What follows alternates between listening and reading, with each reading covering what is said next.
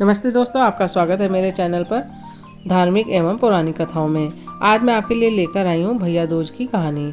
तो चलिए शुरू करते हैं भैया दूज की कथा। आज भाई दूज पर महिलाएं अपने भाई को तिलक कर उनकी लंबी आयु की कामना करती हैं। इस दिन भाई अपनी बहन के घर तिलक करवाने जाते हैं। भाई अपनी बहन की रक्षा का वादा करते हैं और उन्हें तोहफा देते हैं। भाई दूज को मनाने के पीछे धार्मिक मान्यता है कि यमराज ने भी इसी तिथि को अपनी बहन यमुना से नौत लिया था।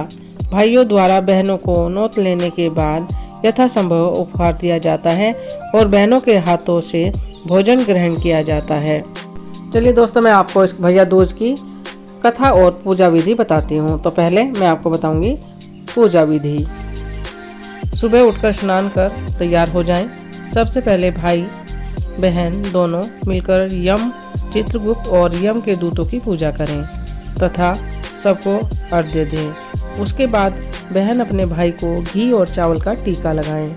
फिर भाई की हथेली पर सिंदूर, पान, सुपारी और सूखा नारियल यानी कि गोला दें। फिर भाई के हाथ पर कलावा बांधें और उनका मुंह मीठा कराएं।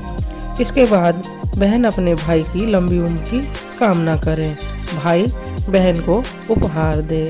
इस तरह से भाई दूज की पूजा करें। चलिए मैं आपको अब एक भाई दूज की पौराणिक कथा सुनाती हूँ। सूर्य देव की पत्नी संज्ञा की कोख से यमराज तथा यमुना का जन्म हुआ।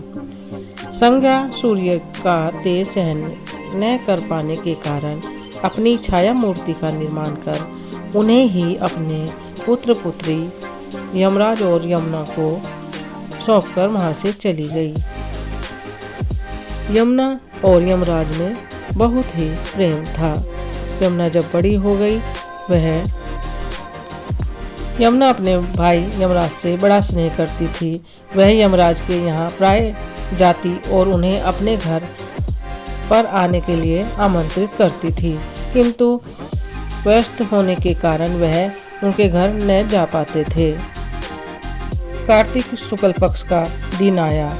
यमुना ने उस दिन फिर यमराज को भोजन के लिए आमंत्रित किया। उसने अपने घर आने के लिए वचनबद्ध कर लिया। यमराज ने सोचा कि मैं तो प्राणों को हरने वाला हूँ, मुझे कोई भी अपने घर नहीं बुलाना चाहता। बहन जिस सद्भावना से मुझे बुला रही है उसका पालन करना मेरा धर्म है। बहन के घर आते समय यमराज ने नरक निवास करने वाले जीवों को मुक्त कर दिया। यमराज को अपने घर आया देखकर यमुना की खुशी का ठिकाना नहीं रहा। उसने स्नान कर पूजन करके व्यंजन परोसकर भोजन कराया। यमुना द्वारा किए गए आतिथ्य से यमराज ने प्रसन्न होकर बहन को वर मांगने का आदेश दिया। यमुना ने कहा कि भद्र, आप प्रतिवर्ष इसी दिन मेरे घर आया करो। मेरी तरह जो बहन इस दिन अपने भाई को आदर सत्कार करके टीका करे, उसे तुम्हारा भय न रहे। यमराज ने तथास्तु कहकर यमुना को अमूल्य वस्त्राभूषण देकर यमलोक की राह की। इसी दिन से पर्व की परंपरा बनी। ऐसी मान्यता है कि जो भी भाई इस दिन बहन के यहाँ जाते हैं, भैया दूज मनाते हैं, उन्हें यम का भय नहीं रहता है।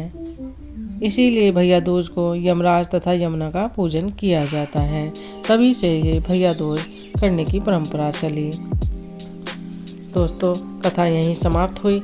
अगर आपको पसंद आई तो लाइक करें, शेयर करें और सब्सक्राइब जरूर करें और मेरे चैनल पर बने रहें। आगे भी आपको नई नई कहानियाँ और कथाएं सुनाती रहूँगी।